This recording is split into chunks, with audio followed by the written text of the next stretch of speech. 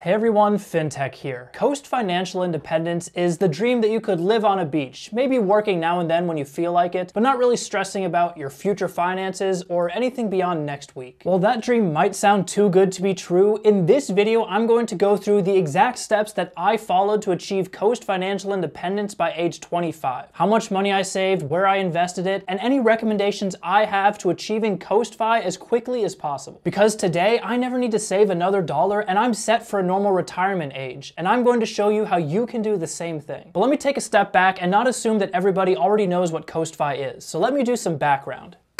If the term financial independence is at all familiar to you, it's probably through the Financial Independence Retire Early movement, or FIRE. The belief with FIRE is that by saving a very large percentage of your income and avoiding temptations for lifestyle inflation and keeping up with the Joneses, you can invest that money to build up a huge nest egg. Big enough that after a relatively short time, only 10 or 20 years, you can retire and live off the income that your investments generate through interest. This has always been a super attractive idea for me because it throws out the idea that you need to work for your entire life, and with some aggressive saving, you could retire as early as your 30s or early 40s. But while that is an admirable goal for anyone who's willing to scrimp and save every penny throughout their 20s and 30s just to retire by their 40s, I think that for the majority of people, there's a better way. Coast financial independence, also called coast fi or Barista FI, is the idea that you can build up a large enough nest egg that if you invest it today, by the time you reach retirement age, it will grow into enough money to cover you for the rest of your years. This means that you're not retired today, you still need to earn enough money to live off of, but it also means you no longer have to worry about your financial future.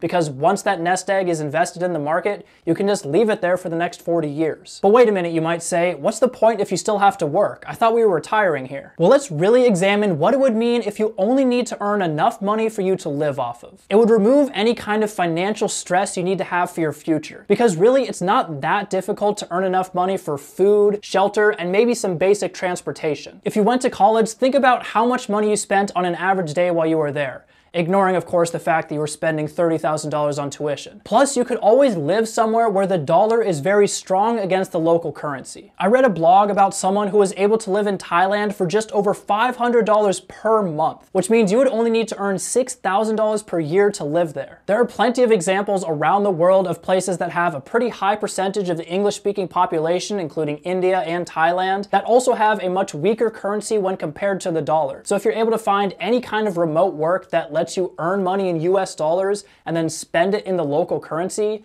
you can basically live like a king without needing to put in the same kind of work that you would to be rich in the US. Which kind of ties in with the third point, which is that you no longer have to work a high pressure job. You can really work whatever job you want. A lot of people might have a dream of becoming a painter or maybe becoming a musician, but they know that they can't earn enough money in that career to make it worth it. But if you remove the need to save for your future and you only need to earn enough money for you to sustain yourself, the whole array of careers that suddenly become available to you is much wider than it was before. And the best part of all of this is while you're living like a free soul, maybe teaching surfing lessons in some other country, you know that you are being 100% financially responsible because unlike pretty much everybody out there in your peer group, you've already saved for retirement and that's all handled. Your neighbor might be a doctor making $300,000 per year, but just based on the number of doctors who are in crippling debt, you might actually be better off than them financially, just barely scraping by with some job that you really enjoy. But if you're still not fully convinced, let's really focus on the one downside of something like coast fi versus FIRE. And that's really just the fact that you have to keep working. But is that really a downside? I've read a lot of financial blogs where people have reached FIRE as early as 35, and a lot of the time, once they reach that level, they retire for maybe 6 months before going back to work doing something that they really enjoy. The fact is, most people don't want to actually sit on a beach and do nothing. I think most people want to do something fulfilling with their lives, they just don't want to be forced into it. And with coast fi, you have the freedom to pursue your passion, whether that be making music, starting a YouTube channel, becoming a writer. Anything that you're passionate about that you can earn even a little money off of suddenly becomes an option to you to actually pursue as your career. And ironically, once you pursue something that you're really passionate about, you may ironically end up making even more money from that second career. Just look at John Lennon, who quit his career as a consultant to become a singer, and obviously he's a multi-millionaire today. So since most people with FIRE end up working some side job anyway once they retire, they really just want the freedom to do what they want, Coast FI lets you achieve that freedom much earlier with much less sacrifice. But okay, you get the goal of Coast FI, but what are the exact steps that you can follow to start living the life you want? And how do you know once you've achieved Coast FI? Well, we know that we need to build up a large stack of money. So here are the exact steps that I followed to build up that nest egg by age 25, and I believe they are the fastest way to achieving Coast FI today. And I'm not gonna go into too crazy detail into the why behind each of these steps, but I do have a separate video just on that if you wanna check it out. So step one is to create a budget, which is going to be the foundation for everything else we do. It's impossible to build wealth if you don't know how much money is coming in the door and how much is going out. So for the purposes of this step, when I say budget, I simply mean tracking where your money is going. Step two is to create a small emergency fund of around 1 month's worth of expenses. This is just to handle any kind of emergencies that could come up while you're trying to build up that nest egg, like your car breaking down or a window in your house breaking. Step three is to contribute to any employer matching funds, like say a 401k. With these kinds of investments, you get a 100% return because your employer is matching whatever you put in. And you don't get rich if you don't take 100% returns when they come up. Step four is to pay off any high interest debt that charges over around 4% per year. Step five is to build up your emergency fund to 3 to 6 months of expenses. This is to deal with, say, a loss of a job or any other kind of large scale emergency that might hit you. Step six is to max out your Roth IRA contributions. This is my personal favorite retirement account because you get full flexibility, and once you pay taxes to put the money in, you never have to pay taxes on that money again or the gains you get on it, assuming you don't withdraw it until retirement age. Step seven is to put any remaining money you have to maxing out any retirement accounts you have available to you. So you max out your Roth IRA, your 401k, your HSA, and anything else that you might have specific to you. This again is to save money on taxes and help you build up your wealth more quickly without some of that running out the door and going to the government. Step 8A, if you can, is to try doing a mega backdoor Roth IRA. This is going to let you save a lot more money into a retirement account, but it might not apply to too many people, but I'll list it here anyway. Step 8B is to invest any remaining money you have into a regular taxable account.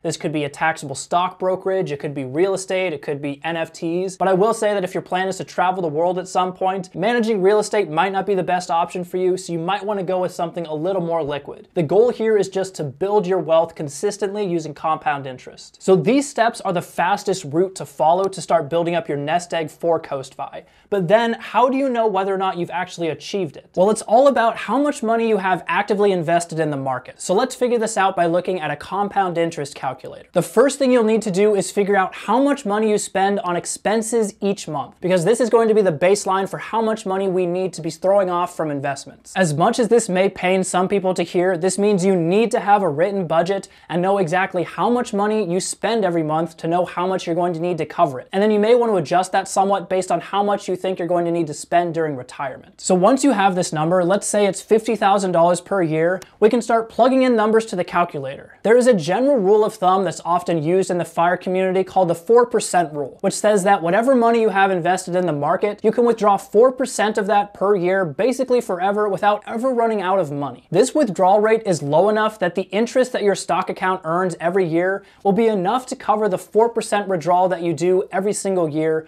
accounting for some down years in the stock market as well. So using this 4% rule, all we have to determine is what number multiplied by 4% equals our yearly expenses, in this case $50,000. This gives us a total needed by retirement age of $1.25 million.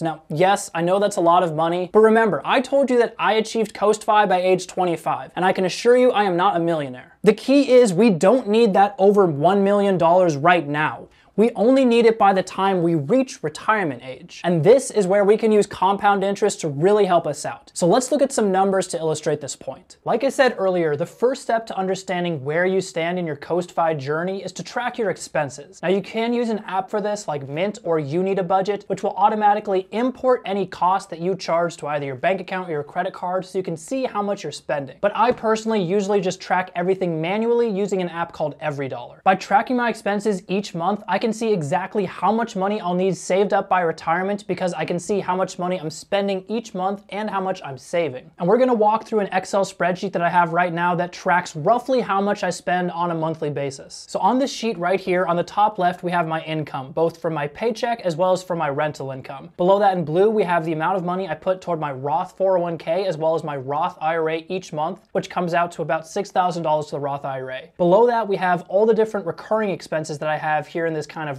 reddish tan color, which includes my mortgage, my utilities, my HOA, student loans, subscriptions, things like that. And then last, we have any other kind of expense that might come up, like food, clothing, household goods, or any other unexpected expenses.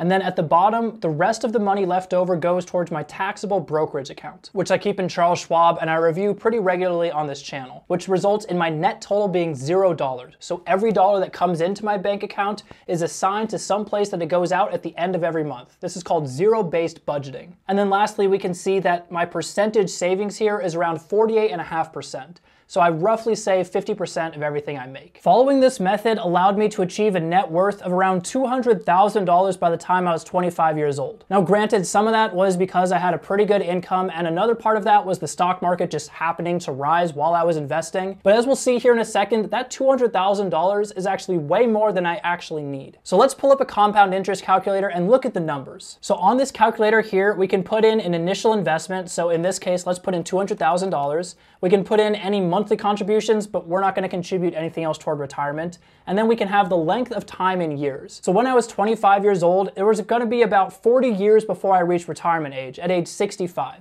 So let's put 40 years into this chart here. Finally, let's put in an estimated interest rate. Now, on average, the stock market returns between 9 and 10% per year. But if we want to account for inflation automatically, we can just drop that interest rate by 2% down to 7% per year. This way, whatever number comes out at the end is the amount of money in today's dollars that I will need at retirement. And let's just hit calculate here. And we can see that by age 65, I will have $3 million in retirement. But like we talked about earlier, I only need $1.25 million in retirement in order to pull out $50,000 per year. So let's work backward from that to see how much money you would need saved today in order to reach Coast FI. Let's say you're 25 years old. So if you had $100,000 invested and you were 25 years old, that would give you around $1.5 million in 40 years, which is more than enough to achieve Coast FI. And if you were, say, 30 years old, so you only had 35 years to invest, $100,000 would give you just over $1 million. So you would need a little bit more saved than that in order to reach Coast FI. This really illustrates why the younger you are, the less money you need invested to achieve Coast FI. And now that I have reached Coast FI, I have the freedom to pursue things like starting a YouTube channel, which I probably wouldn't have done before. Now, I still have another job as well just because I enjoy doing it, but I'm not trapped in that same cycle of wages that a lot of people are. So what passion have you been putting off because you need to earn money working a normal job? And how long would it take you to achieve Coast FI in order to pursue that passion? Figure out those two answers and get started on it today. Then 5 years from now, come back to this video and see how far you've come. Don't forget to like and subscribe, and I'll see you next time.